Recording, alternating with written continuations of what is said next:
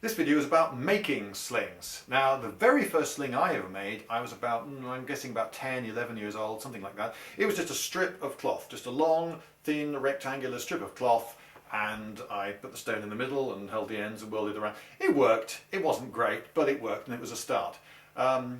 In my, I suppose, mid-teens, I got into slinging a bit more seriously, and I made slings like this one. In fact, I think this might actually be one of the first slings I ever made. And this is dead simple to make. You can make one of these in not many minutes. It's just completely ordinary string, and it's just twisted. And as you can see, I hold it. There's a drawback with twisted slings is strings. They tend to do what they've just done, which is tangle around each other a bit because they're twisty. And because I store it in this sort of scrunched up position, it has over the years formed into a cup. It's a sort of diamondy, ovally shape at the end there. Just a piece of leather, a couple of holes punched in, string goes through, and you're away.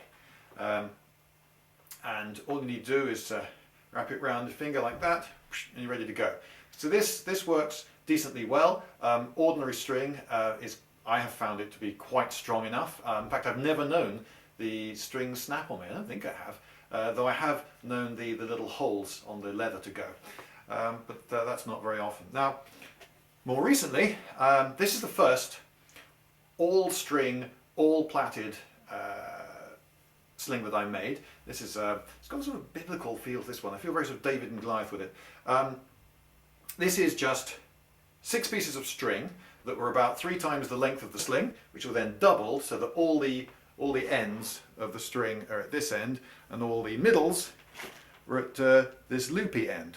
Okay, so what I did is I plaited 6-ply, the lighting's not great here, 6-ply, and it's just like a ribbon, which I thought would be really difficult. Turned out dead easy.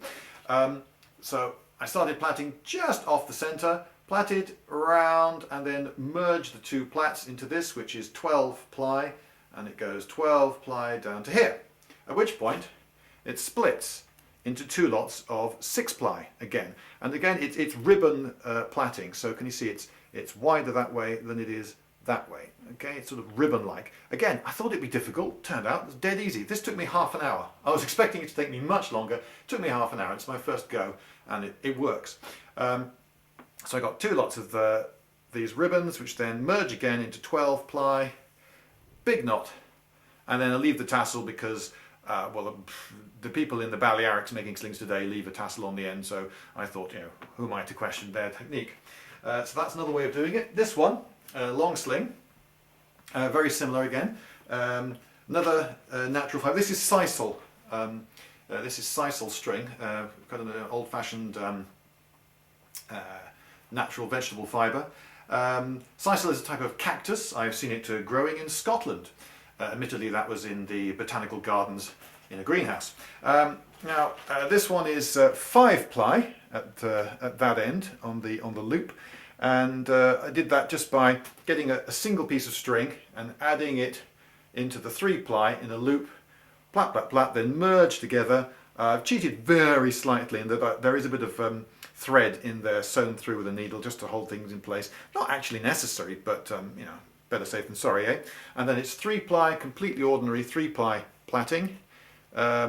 If you're a guy and you don't know how to do 3-ply plaiting, it's dead easy. Ask a girl, okay?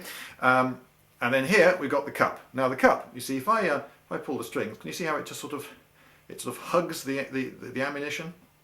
Okay. Well, the nice thing about this, you see, that's the smooth side of the leather, and if I pop it through, turn it around, it cups the other way as well, and that's the rough side of the leather. It's very good to have a cup, a leather cup with a smooth side and a rough side, so that when you're using different ammunition, some of it's a bit slimy perhaps, use the rough side, and some of it's a bit rough, well, use the smooth side to compensate.